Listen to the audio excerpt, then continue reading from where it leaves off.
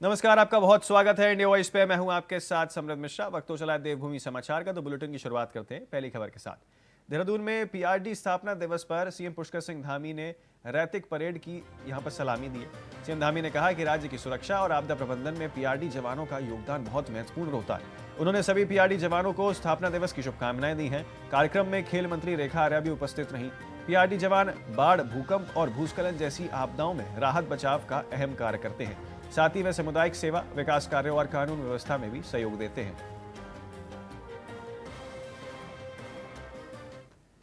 हमारे पीआरडी जवानों के लिए बहुत विशेष दिन है, क्योंकि आज पीआरडी का स्थापना दिवस है और पीआरडी जवान की हमारे हर स्थिति और हर परिस्थिति में जहाँ कानून व्यवस्था बनाने की आवश्यकता होती है, हमारी अनेक यात्राओं का संचालन करना होता है, यातायात व्यवस्था है, अन्य सेवाएं हैं, चाहे लिपिकी सेवाएं हैं या किसी काम पर लगाना हो जहाँ पर ज़रूरत हो, उन सभी में अपना बहुत विशेष योगदान देते हैं। इसलिए इनका प्रोत्साहन होना चाहिए, अच्छी व्यवस्था इनके लिए भी होनी चाहिए। हमारी सरकार ने अनेक प्रावधान पिछले सालों में पीआरडी जवानों के लिए किए हैं और आगे भी हम उनके लिए करेंगे। उनके अच्छा प्रशिक्षण हो, उनके बच्चों का अच्छा कल्याण हो, ये हमारी प्रतिबद्धता है और इस प्रतिबद्धता को हम निरंतर आगे जारी रखेंगे। मैं आज के इस अवसर पर सभी पीआरडी जवानों को बहुत शुभकामनाएं देता हूँ,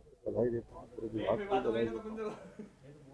उत्तराखंड में बढ़ते मानव वन्यजीव संघर्ष पर सीएम पुष्कर सिंह धामी ने कहा कि जनता की जानमाल की सुरक्षा सरकार की पहली प्राथमिकता है।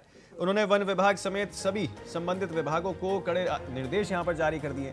सीएम ने कहा कि किसी भी कीमत पर नागरिकों को नुकसान नहीं होने दिया जाएगा। वन विभाग, प्रशासन और पुलिस को समन्वय बनाकर फील्ड में सक्रिय रहने के आदेश दे दिए गए हैं। जंगली जानवरों की गतिविधि वाले क्षेत्रों में टीमें तैनात हैं और लगातार मॉनिटरिंग की जा रही है। सरकार ने कहा कि उद्देश्य केवल एक है, नागरिक पूरी तरह सुरक्षित महसूस करें।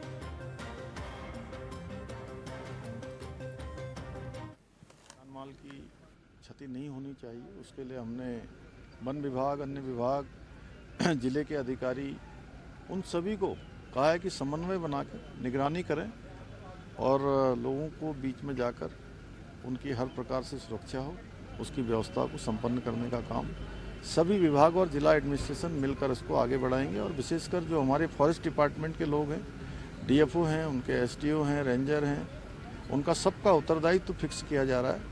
पहले से जो है इस प्रकार निर्देश हो गए हैं और जो भी हमलों में घायल हो रहे हैं या घायल हुए हैं, उन सभी का जो समुचित इलाज है, पूरा इलाज है, वो सरकार की तरफ से कराया जाएगा। उसका पहले से ही हमने प्रावधान कर दिया है। मुख्यमंत्री पुष्कर सिंह धामी राजकीय दून मेडिकल कॉलेज पहुंचे और अस्पताल का निरीक्षण किया। सीएम धामी ने मेडिकल कॉलेज में भर्ती मरीजों से मिलकर उनका हाल जाना। उन्होंने उत्तरांचल प्रेस क्लब के अध्यक्ष भूपेंद्र कंडारी का भी स्वास्थ्य पूछा। सीएम धामी ने चिकित्सकों से मरीजों के उपचार और स्वास्थ्य स्थिति का यहां पर उनसे जानकारी ली। अधिकारियों को बेहतर और त्वरित चिकित्सा सुविधा सुनिश्चित करने के निर्देश यहां पर दिए गए।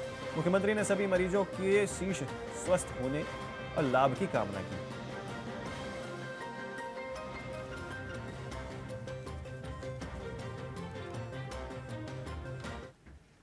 तो खबर जो है वो देहरादून से है, जहां के जिलाधिकारी समीन बंसल ने सतत प्रयासों और निगरानी के चलते जिला चिकित्सालय में स्वास्थ्य सेवाएं तेजी से बेहतर हुई हैं। मृतकों और शिशु स्वास्थ्य सेवाओं को मजबूत किया गया है। और इसी के साथ आपको बता दें कि 12 नवंबर 2024 को 6 बेड से शुरू हुआ स्पेशल न्यूबॉर्न केयर सेंटर अब दोगुनी क्षमता के साथ संचालित हो रहा है। इस आधुनिक यूनिट में 2 मदर वार्ड, स्टाफ रूम और पूर्ण सीसीटीवी निगरानी की व्यवस्था की गई है, जिससे सुरक्षा और मॉनिटरिंग को मजबूती मिली है। निरंतर फॉलोअप और 24/7 स्वास्थ्य सेवाओं के चलते बड़ी संख्या में नवजातों को समय पर उपचार मिल रहा है और इसका लाभ भी यहाँ पर मिल रहा है। हमारा राजधानी है, राजधानी का जिला है। यहाँ पर अभी तक हमारे जिले के किसी भी अस्पताल में, सरकारी सिस्टम में एसएनसीयू नहीं था। ऑनरेबल सीएम के इसमें सख्त निर्देश थे कि ये त्वरित रूप से हमें ये सुविधा शुरू करनी है। तो इसी क्रम में लास्ट ईयर सारे संसाधन उपलब्ध करवाते हुए, डॉक्टर्स, नर्सिस की रिक्रूटमेंट करते हुए हमने 6 बेड का एसएनसीयू शुरू किया था। और जिससे जो हमारा संस्थागत प्रसव है उसमें भी इजाफा हुआ था, क्योंकि पहले एसएनसीयू नहीं था, कि जब जो नवजात शिशु है उसको एकदम आईसीयू की जरूरत पड़ती है, तो यदि वो नहीं होगा तो फिर रेफरल हो रहे थे केसेस हमारे जिला अस्पताल से। जब से एसएनसी शुरू हुआ है उसको एक डेडिकेटेड गाड़ी उपलब्ध करवाई गई है, एक पूरा डेडिकेटेड कॉरिडोर दिया गया है और जितने भी संसाधन आवश्यक थे वो सब वहाँ पर उपलब्ध करवाए गए हैं। तो उससे हमारी संस्थागत डिलीवरी भी बढ़ी है और करीब 550 बच्चे वहाँ पे ट्रीट भी किए जा चुके हैं। अल्पसंख्यक कार्य मंत्रालय ने वक्फ संपत्तियों के सुधार और पंजीकरण के लिए बने उम्मीद वेब पोर्टल पर रजिस्ट्रेशन की तिथि यहां पर बढ़ा दी है। वक्फ बोर्ड अध्यक्ष शादाब शम्स ने बताया कि अभी तक केवल 20% यानी कि 5,388 में से तकरीबन 71 संपत्तियां जो हैं वो पोर्टल पर पंजीकृत हुई हैं। उन्होंने कहा कि सुप्रीम कोर्ट के निर्देश के अनुसार सभी वक्फ संपत्तियों का स्टेट ट्रिब्यूनल में पंजीकरण अनिवार्य है। गढ़वाल ट्रिब्यूनल ने रजिस्ट्रेशन के लिए 11 दिसंबर तक का समय दिया था। बोर्ड का कहना है कि कम समय होने के कारण कई संपत्तियां दर्ज नहीं हो पाई हैं। उम्मीद जताई जा रही है कि समय बढ़ेगा ताकि शेष वक्फ संपत्तियों का रजिस्ट्रेशन पूरा किया जा सके।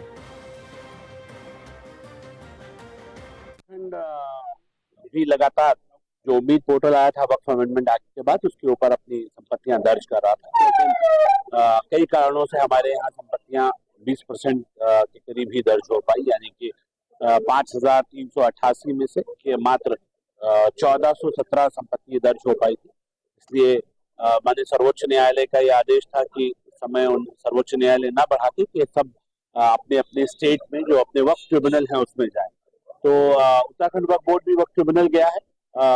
तो जो गढ़वाल का ट्रिब्यूनल है उसने 11 तारीख का समय दिया है, यानी कि कल उम्मीद करते हैं कि कल दोबारा से समय मिल जाएगा और जो वक्त पर संपत्तियां छूट गई हैं उनको दर्ज कर। नरसिंह एकता मंच के प्रदर्शन को देखते हुए स्वास्थ्य मंत्री धन सिंह रावत ने आवास पर अपने घेराव की तैयारी तेज हो गई है। आपको बता दें, स्थिति को संभालने के लिए मौके पर भारी पुलिस बल तैनात किया गया। घेराव को कांग्रेस नेता हरक सिंह रावत ने भी खुला समर्थन दिया। नर्सिंग स्टाफ लंबे समय से अपनी विभिन्न मांगों को लेकर आंदोलन कर रहे थे। मुख्य मार्गों में नर्सिंग भर्ती के वर्षावार करना और परीक्षा आधारित भर्ती प्रक्रिया को निरस्त करना इसमें शामिल है। बाहरी राज्यों की भर्ती पर रोक, 2,500 से अधिक पदों पर वर्षवार, और इसी के साथ आपको बता दें भर्ती और ओवर एज अभ्यर्थियों को छूट देने की भी मांग यहां पर उठाई गई है।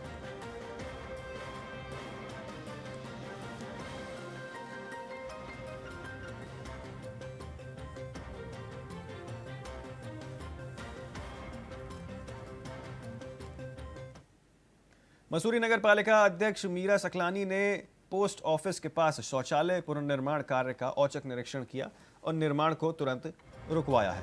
उन्होंने स्पष्ट किया है कि पालिका की 1 इंच भूमि पर भी किसी प्रकार का अतिक्रमण बर्दाश्त नहीं किया जाएगा। अध्यक्ष ने इंजीनियर और ड्राफ्टमैन को निर्देश दिए हैं कि शौचालय वाले क्षेत्र की पूरी परिधि का नामांकन कर मजबूत बाउंड्री वॉल जो है वो तैयार की जाए। उन्होंने आदेश दिया है कि नया शौचालय उसी स्थिति पर और उसी स्थान पर बनाया जाए जहां पहले निर्माण था, ताकि भूमि की हानि ना हो। पास की निजी भूमि में अतिक्रमण कर मुख्य सड़क को नुकसान पहुंचाने पर अध्यक्ष ने भूमि मालिक को सख्त चेतावनी दी है। स्थानीय लोगों ने पब्लिक और यहां पर पालिका अध्यक्ष की त्वरित कार्रवाई की सराहना की है और कहा है कि इससे जनता का भरोसा और मजबूत हुआ।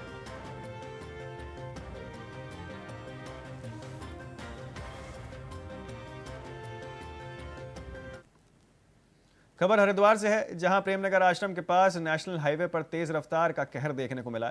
तेज रफ्तार से आ रही एक कार हाईवे से जो आ रही थी पर रखे जनरेटर से टकरा गई और जिससे कार पलटकर कई मीटर तक घिसटती हुई चली गई। इस हादसे में पुल की मरम्मत में लगे मजदूर अचानक कार के नीचे आकर दब गए, जिसमें से मौके पर चीख पुकार मच गई है। घटना की जानकारी मिलते ही पुलिस और राहत टीम ने तुरंत मौके पर पहुंचकर एम्बुलेंस की मदद से घायलों को बाहर निकाला और अस्पताल भेजा। तेज रफ्तार और लापरवाही से हुआ यह हादसा एक बार फिर जानलेवा साबित हुआ है। पुलिस ने हादसे की जांच तेज कर दी है और चालक की पहचान के लिए प्रयास जारी कर दिए हैं।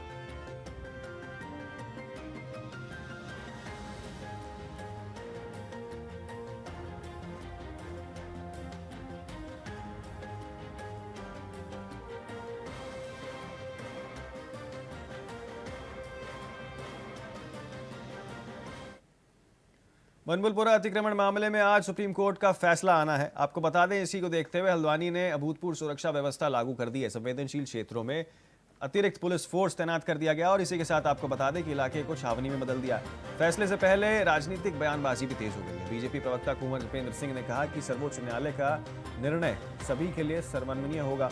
उन्होंने कहा है कि और आरोप लगाते हुए कि देश में लंबे समय से डेमोग्राफी बदलने की साजिश चल रही थी, जिसका असर उत्तराखंड में भी दिख रहा है। सिंह ने कहा कि सुप्रीम कोर्ट का फैसला स्पष्ट संदेश देगा कि अवैध कब्जा और निर्माण अपराध है या इस पर सख्त कार्रवाई जारी रहेगी।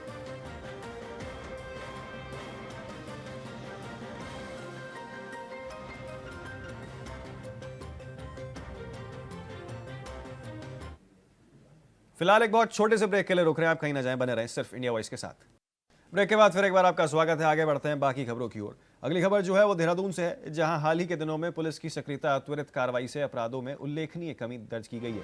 वायरल वीडियो, मारपीट और नशा तस्करी जैसे मामलों में पुलिस हर सूचना पर तुरंत संज्ञान लेकर कार्रवाई कर रही है।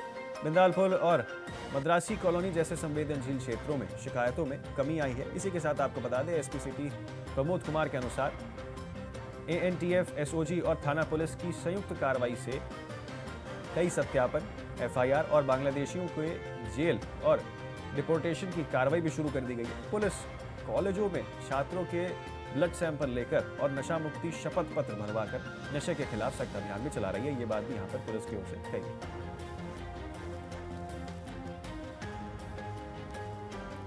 तो अपराध नियंत्रण में सफलता जो है वो यहाँ हासिल हुई है, जिसमें आपको बता दें किस तरीके से यहाँ पर देहरादून पुलिस कई जगह कार्रवाई करते हुए नजर आ रही है। पुलिस की कार्रवाई से अपराध जो है यहाँ पर लगाम लगा है। जैसे विगत दिनों आपने देखा होगा कि देहरादून पुलिस के द्वारा बड़ी तत्परता से जो भी छोटे से छोटा मामला संज्ञान में आता है, चाहे कोई वो वीडियो वायरल का होता है या ही कोई मारपीट का मामला होता है, तो तत्काल उस पर संज्ञान लिया जाता है और विधिक कार्रवाई तत्काल की जाती है। और इसी का कारण है कि जो इस प्रकार के जो वीडियो वायरल होते थे, मारपीट के मामले सामने आते थे, नशा तस्करी के मामले सामने आते थे या नशाखोरी के मामले सामने आते थे, तो उस पर काफ़ी हद तक हम लोगों ने ब्रेक लगा लिया है।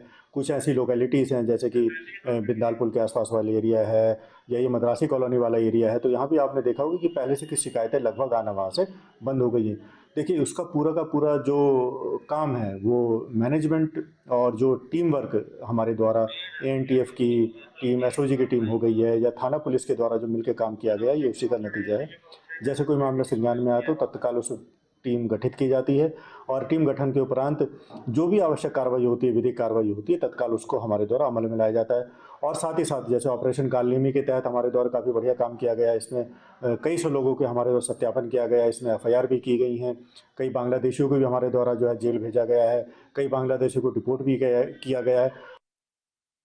भारतीय किसान यूनियन तोमर के राष्ट्रीय अध्यक्ष चौधरी संजीव तोमर ने 13 दिसंबर को मुख्यमंत्री कार्यालय का घेराव करने का ऐलान कर यहां पर कई सारी बातें कही हैं। भगवानपुर तहसील के गांव तेलपुरा स्थित प्रदेश अध्यक्ष भूपेंद्र चौहान के फार्म हाउस में हुई बैठक में चौधरी तोमर ने पदाधिकारियों को महापंचायत के लिए दिशा निर्देश दिए हैं। बाकी वो तोमर पीछे 2 महीनों से मुख्यमंत्री से मिलने की मांग कर रहे थे, लेकिन प्रशासन ने अब तक कोई मुलाकात यहाँ पर नहीं हुई है। चौधरी संजीव तोमर ने मीडिया से रूबरू होते हुए बताया कि देहरादून प्रशासन पर लापरवाही का आरोप लगाया है उन्होंने, और चेतावनी दी है कि महापंचायत के दौरान जो भी घटना होगी उसकी जिम्मेदारी प्रशासन की होगी।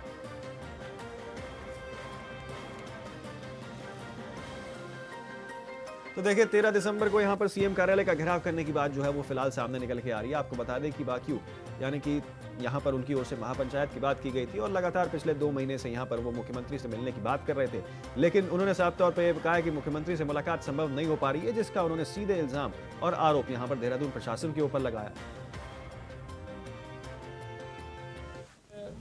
मीटिंग बुलाई गई है प्रदेश अध्यक्ष जी के आवास पर भारतीय किसान यूनियन तोमर द्वारा 13 दिसंबर को जो उत्तराखंड के माननीय मुख्यमंत्री हैं उनके कार्यालय घेराव किया जाएगा।